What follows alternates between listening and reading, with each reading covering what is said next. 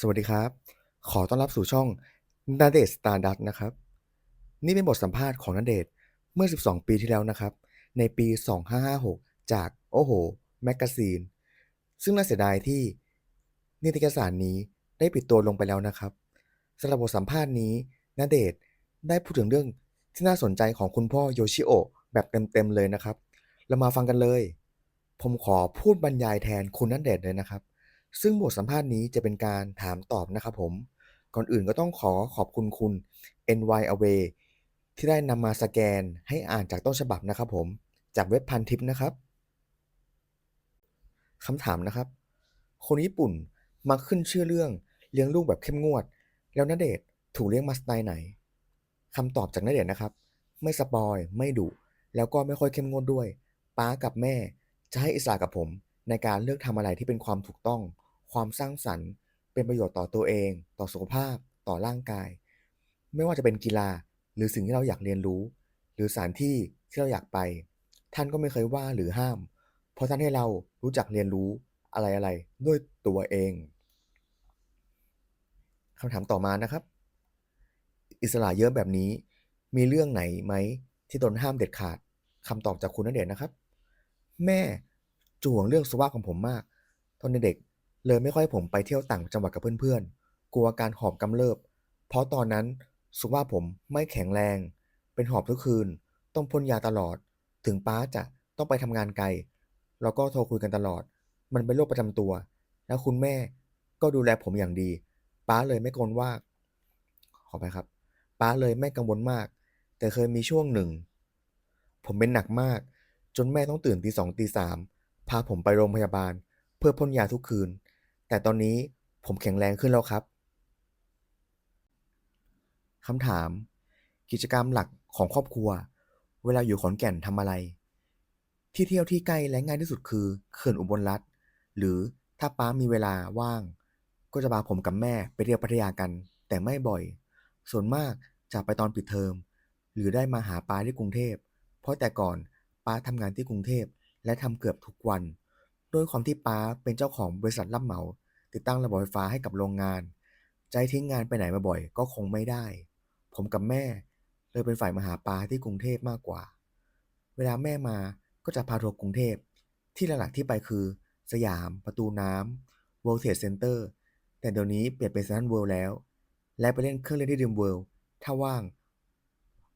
คุณพ่อก็จะไปด้วยคุณพ่อเป็นนักกีฬามาก่อนมีเทรนอะไรให้ไหมคำตอบจากเน็ตนะครับป้าเคยสอนผมให้เล่นกอล์ฟตั้งแต่ประถมเพราะป้าชอบแล้วก็สอนคาราเต้เพราะเคยเป็นแชมป์คาราเต้ของมหาวิทยาลัยโตเกียวมาก่อนกิจกรรมของเราสองคนส่วนใหญ่จะเป็นกีฬาแมนๆลุยๆซึ่งจริงๆแล้วผมเล่นกีฬาเป็นทุกอย่างนะแต่ไม่เก่งสักอย่างคำถามต่อมานะครับ ส่วนใหญ่พ่อกับลูกบางบ้านไม่ค่อยมีปฏิสัมพันธ์กันครอบครัวณเดชน์ล่ะเป็นยังไงคำตอบจากณเดชน์นะครับผมว่าเป็นเรื่องธรรมดานะคนเราอาจจะไม่ได้กอดหรือแสดงความรักให้กันเท่าไหร่แต่จริงๆแล้วมันมีอีกหลายวิธีที่แสดงออกถึงความรักที่เรามีให้พ่อนะอย่างผมก็จะถามว่าป๊ากินข้าวหรือยังหรือคุยเรื่องของเราก็ได้เช่นวันนี้ผมไปทำงานอะไรมางานเป็นยังไงก็เล่าให้ท่านฟัง ส่วนใหญ่ป๊าจะชอบถามว่างานละครเป็นอย่างไรเรื่องนั้นเรื่องนี้เป็นอย่างไรบ้างซึ่งก็ทำให้เราได้คุยกันเข้าใจกันมากขึ้นส่วนเรื่องแสดงความรักด้วยการกอดมันก็มีแหละบางทีอยากกอดผมก็บอกป๊าขอกอดหน่อยพูดกันตรงๆเลยแต่ก็ไม่ค่อยบ่อยเพราะเรารู้กันแบบผู้ชายคำตอบขอไปครับคำถามต่อมานะครับ เวลามีปัญหาจะเข้าไปปรึกษาพ่อเองหรือท่านสังเกตเห็นก่อนคำตอบจากคุณณเดชน์นะครับผมจะเข้าไปคุยเองเลยซึ่งปกติผมก็จะปรึกษาเรื่องนั้นเรื่องนี้อยู่บ่อยๆบางคนอาจจะกลัวเวลาคุยกับพ่อแต่ผมไม่กลัวขณะผมเคยทำอะไรผิดป้ายังฟังแล้วแค่ขำๆแต่ผมจะกลัวแม่มากกว่าผมว่าเป็นเรื่องธรรมดานะหลายๆบ้านก็อาจจะเป็นเหมือนครอบครัวผม คือถ้ามีคนหนึงแข็งอีกคนก็จะอ่อนอย่างป๊าก็จะอ่อนมาตั้งแต่แรกอยู่แล้วส่วนแม่ก็จะเป็นคนปามเวลาผิดหรืออะไรที่ไม่ถูกไม่เหมาะสมตอนเด็กๆเวลามีอะไรผ ผมจะวิ่งหาป๊าก่อนเพราะป๊าชิลเผื่อจะช่วยผมได้ขำนะครับผมแต่พอโตขึ้นมีอะไรก็คุยได้กับทั้งป๊าและแม่แหละคำถามณเดชน์นิสัยเหมือนพ่อชิวๆฮาๆนะคำตอบนะครับป๊าผมเป็นคนที่ไม่ค่อยอะไรทุกวันนี้เสื้อที่ใส่มามากกว่า10 ปีก็ยังใส่ตัวเดิมอยู่ท่านไม่ช้อปปิ้งไม่อยากได้อะไรไม่เอาอะไรเลยรถใหม่ก็ไม่เอาไม่ขับมีคันเดียวก็ใช้อยู่แค่นั้นแม่ชวนไปเที่ยวยังไม่ไปเลยบางทีผมชวนท่านก็ไปบ้างไม่ไปบ้างเป็นคนที่สมถะมากท่านชอบอยู่บ้านมากกว่าผมคงเหมือนท่านตอนนี้ คำถามต่อมานะครับ มีเรื่องไหนที่เรารู้สึกว่าตัวเองเหมือนคุณพ่อมากที่สุด คำตอบจากณเดชน์นะครับ ผมว่าทุกวันนี้ก็เหมือนนะป้าทำงานตั้งแต่อายุ20กว่าๆจนถึงอายุ60กว่าๆซึ่งท่านเพิ่งเกษียณไม่นานมานี้เองท่านทำงานมาตลอดและไปต่างประเทศมาแล้วเกือบทุกทวีปทั้งอเมริกาสเปนเม็กซิโกยุโรปหมู่บ้านเกาะทางแถบญี่ปุ่นเองก็ไปป้าใช้ชีวิตคุ้มนะทุกวันนี้เวลาชวนไปไหนป้าถึงไม่ค่อยอยากไปไง คำถามต่อมานะครับที่ยอมเกษียณเพราะเห็นว่าเรามาถึงจุดนี้ที่สามารถดูแลครอบครัวได้แล้วหรือเปล่าคำตอบจากณเดชน์นะครับอาจจะเป็นเหตุผลส่วนหนึ่งแต่อีกส่วนหนึ่งก็เพราะท่านเหนื่อยแล้วด้วยท่านเคยคุยกับแม่มาก่อนแล้วว่าจะปิดบริษัทแล้วเอาเงินที่เหลือของป้าไปสร้างอพาร์ตเมนต์ที่ขอนแก่นป้ามองว่าถึงแม้ในอนาคตผมจะไม่มีงานทำผมก็ไปสามารถดูแลอพาร์ตเมนต์ได้ คำถามนะครับเรื่องไหนที่รู้สึกว่าพ่อเป็นฮีโร่สำหรับเราเรื่องแรกคือป้าผมเป็นนักกีฬาคาราเต้สายดำเรื่องที่สองที่รู้ว่าป้าเป็นสุดยอดฮีโร่ของผมก็คือป้าเป็นหัวหน้าครอบครัวที่เจ๋งมากวงเล็บยงนิ้วโป้งการันตีเป็นจุดเริ่มต้นสิ่งดีๆของครอบครัวผมทั้งครอบครัวยอดประทุมของแม่และครอบครัวคุกิมิยะแม่จะพูดเสมอว่าในโลกนี้ไม่มีผู้ชายขออภัยครับ ในโลกนี้มีผู้ชายคนไหนดีเท่าปาแล้วคำถามต่อมานะครับอย่างนี้คุณแม่ก็ต้องปลูกฝังเรื่องดีๆของพ่อให้ณเดชน์ฟังมาบ่อยสิคำตอบนะครับก็มีบ้างส่วนมากที่แม่เน้นคือเรื่องเรียนและเรื่องการวางแผนชีวิตเพราะป้าเป็นคนที่มีการวางแผนชีวิตเป็นลำดับแค่ช่วงมต้นผมกับป้าคุยเรื่องการทำงานแล้วป้าจะชี้แนะนำว่าเราอยากจะทำงานอะไรทำแบบไหนเก็บเงินอย่างไร ก็เป็นการพูดคุยแลกเปลี่ยนเป็นความคิดมากกว่าก็เป็นการพูดคุยแลกเปลี่ยนเป็นความคิดมากกว่าว่าอย่างไหนดีอย่างไหนไม่ดีแต่ป๊าจะไม่ได้สอนแบบยังแบบบังคับว่าต้องทำไม่มีเลยป๊าให้อิสระทางความคิดมากๆคำถามต่อมานะครับพ่อไม่อยากให้ทำงานด้านไฟฟ้าเหมือนท่านหรอคำตอบนะครับ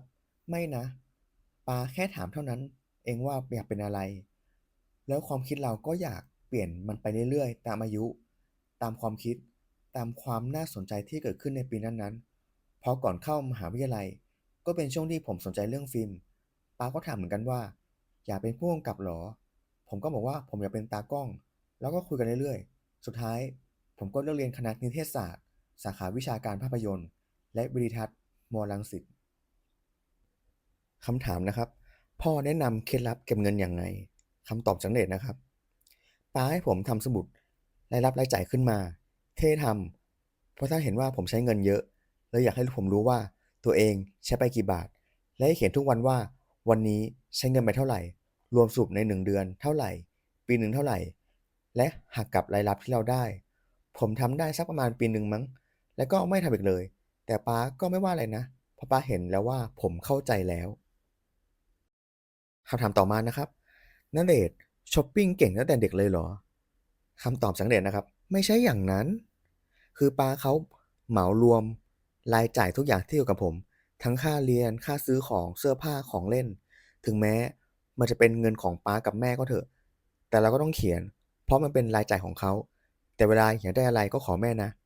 แม่ก็จะดูว่าสมเหตุสมผลไหมคำถามต่อมานะครับ พอเราได้เข้าวงการมาเป็นซุปตาร์คุณพ่อว่าอย่างไรบ้างคำตอบจากณเดชน์นะครับป้าคงดีใจมากเพราะผมก็หาเงินได้เองแล้วไม่ใช่ขอเงินป้ากับแม่เหมือนแต่ก่อนแต่ทุกวันนี้ก็ยังขอแหละพวกเงินที่ได้มาทั้งหมด ผมก็ให้ป้ากับแม่หมดอยากได้อะไรก็ค่อยขอคำถามต่อมานะครับพ่อเห็นด้วยไหมกับการเข้ามาทำงานในวงการตอนแรกป้าก็ไม่ค่อยเห็นด้วยเพราะมันไม่มั่นคงป้าอยากให้ผมเป็นเจ้าของบริษัทแต่ตัวผมเองไม่อยากทำงานตามเวลาเป๊ะๆตื่นแต่เช้าขับรถเข้าออฟฟิศแล้วก็ออกมาตอน6 โมงเย็นไม่อยากมีวงจรชีวิตแบบนั้นแต่บางคนเขาก็มีความสุขกับงานที่ตัวเองรัก และป้าก็มองว่างานตรงนี้จากที่ท่านเห็นในประเทศญี่ปุ่นมันเป็นงานที่ไม่ค่อยมั่นคงเหมือนขายแต่หน้าตาแต่ว่าผมได้มาสัมผัสและเล่าให้ป้าฟัง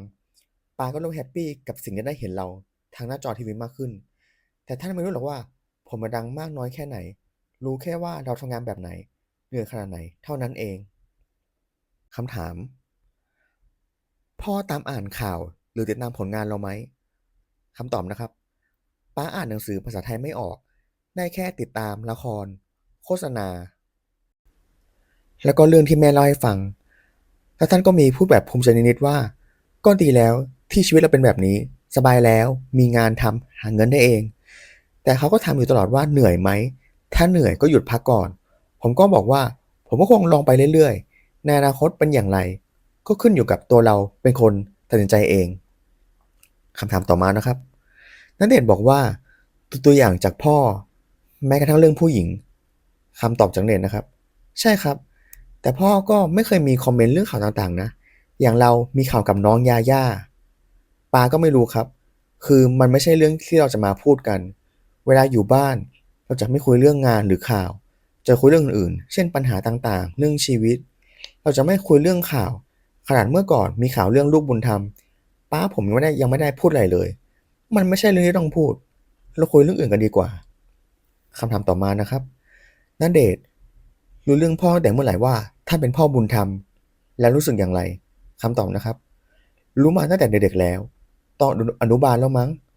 ด้วยความที่เป็นเด็กเราก็ไม่ได้คิดอะไรอยู่แล้วอีกอย่างเราถูกเลี้ยงดูมาด้วยความรู้สึกที่ไม่ได้ขาดเลยไม่ให้ในสิ่งที่เราอยากจะได้ให้ในสิ่งที่เราควรจะมี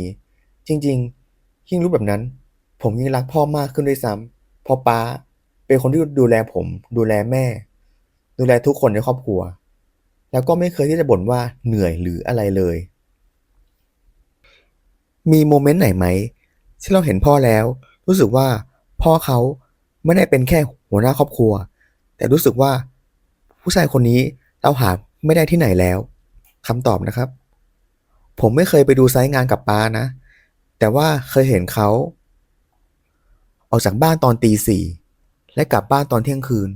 แล้วก็เห็นว่าพ่อเหนื่อยแต่ด้วยความเป็นเด็กเราก็ไม่รู้อิโหนอิเหน่ก็รู้ว่าเขาไปทำงานตื่นเช้ากินข้าวทำอาหารกันช่วงที่เราอยู่กรุงเทพเราทำอาหารกินเองในอพาร์ตเมนต์ป้าสอนทำแกงกะหรี่สุกิยากิสเต็กเมื่อก่อนผมก็ทำเป็นนะอร่อยด้วยแต่ตอนนี้ไม่ค่อยได้ทำแล้วเลยลืมไปบ้างเหมือนกันคำถามต่อมานะครับตอนนี้ต้องรับบทเป็นโกโบริ ในภาพยนตร์เรื่องคู่กรรมได้ถามอะไรพ่อไหมคำตอบนะครับก็มีนะอย่างประโยคบางประโยคก็คุยกับป้า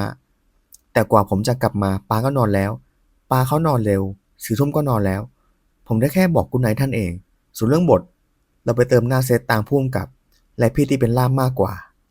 คำตอบคำถามต่อมานะครับคุณพ่อเคยไปดูเราที่กองไหมคำตอบนะครับเมื่อไม่นานมานี้ก็มาที่กองแรงปรารถนา แต่ดูไปซีนเดียวก็เบื่อขอตัวกลับบ้านแล้วแต่กองหนังเรื่องคู่กรรมยังไม่ได้ไปนะก็อยากจะพาท่านไปอยู่แต่การทำงานกองหนังมันเหนื่อยไม่มีที่สะดวกสบายเหมือนกองละครถ้าเป็นโลเคชั่นเดียวแล้วทั้งขอไปครับ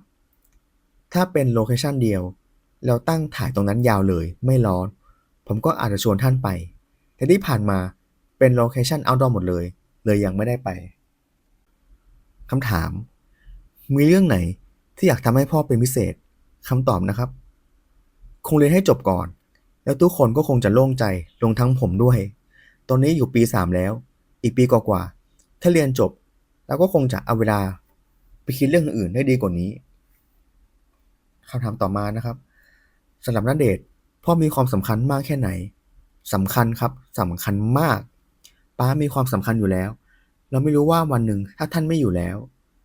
เราจะอยากทำงานอยู่หรือเปล่าผมก็เคยแอบคิดเหมือนกันนะซึ่งชีวิตนี้ผมคงจะเป็นอีกรูปแบบหนึ่งผมก็ไม่รู้นะว่ามันเป็นอย่างไรแต่ตอนนี้ก็พยายามที่จะหาเวลาให้ท่านมากๆอย่างก่อนหน้านี้ผมก็ได้ตั๋วไปภูเก็ตมาจากพี่วูดดี้ผมก็ถามป๊าว่าอยากไปหรือเปล่าท่านก็คิดสักพักแล้วก็ตอบว่าไปแต่กลายเป็นว่าผมนี่แหละที่ยังหาเวลาพาท่านไปพักผ่อนไม่ได้เลยแต่คิดว่าปีหน้าจะได้ไป คำถามต่อมานะครับสิ่งที่ภูมิใจที่ได้เกิดมาเป็นลูกพ่อโยชิโอคำตอบนะครับป๊าทุ่มเททุกอย่างและไม่เคยขออะไรจากผมจากแม่เลยเงินทองที่ท่านทำงานมาได้ก็ให้ครอบครัวหมดและท่านก็ยังดูแลคุณยายหลานๆน้องๆทุกท่านทุกคนรวมไปถึงครอบครัวทางฝั่งแม่ด้วยฉะนั้นทุกอย่างที่ผมทำเรามีหน้าที่ที่จะต้องรับผิดชอบคนในครอบครัวแทนป๊าแล้ว จะว่าผมเป็นเสาหลักก็ได้แล้วนะเพราะถือว่าผมมีงานทำมีรายได้สามารถแบ่งปันเรื่องค่าใช้จ่ายในครอบครัวได้แล้วแล้วก็ดูแลน้าน้องและคนอื่นในครอบครัวที่ผ่านมาก็ซื้อบ้านซื้อตึกซื้อรถถือว่าโอเคที่สุดเท่าที่ผมทำมาในตอนนี้ผมคิดว่าผมตายไปก็โอเคนะแต่ถ้าทำได้ดีกว่านี้จะทำไปเรื่อยๆครับตอนนี้มันทำให้ผมรู้สึกว่าผมก็มาได้ครึ่งหนึ่งของพ่อแล้ว คำถามสุดท้ายแล้วนะครับ ถ้าแม่อ่านบทสัมภาษณ์นี้ให้คุณพ่อฟังณเดชน์อยากบอกอะไรกับพ่อ คำตอบจากณเดชน์นะครับ ผมรักปามากครับ ถ้าวันนี้ ถ้าวันพ่อปีนี้ผมว่าง ผมจะพาปาไปกินข้าวแถวๆบ้าน แต่ถ้าไม่ว่างก็อาจจะหลังวันนั้นนะเพราะป๊ายังไม่รู้เลยว่าวันที่5ธันวาคมเป็นวันพ่อของประเทศไทย ถ้าแม่ไม่บอกป๊าก็ไม่รู้หรอกครับผม ความน่ารักจริงใจของลูกชายที่ชื่อณเดชน์คุกิมิยะโอ้อันนี้เป็นและนั่นก็เป็นบทสัมภาษณ์ของคุณณเดชน์ที่พูดถึงคุณพ่อนะครับผมก็เป็นไงบ้างครับสำหรับบทความที่คลาสสิกนี้ก็ต้องขอขอบคุณคุณ NY Away อีกรอบนะครับผมถ้าหากไม่ได้คุณ NY Away สแกนมาก็จะทำให้เราไม่รู้เลยว่ามีบทความนี้อยู่ด้วยนะครับผมก็ขอขอบคุณทุกคนที่เข้ามารับฟังนะครับผมได้ทำคลิปณเดชน์และยาย่าเอาไว้มากมายเลยก็สามารถเข้ามาดูเพิ่มเติมได้นะครับผมก็อย่าลืมสนับสนุนณเดชน์และยาย่าต่อไปนะครับผมขอบคุณมากครับ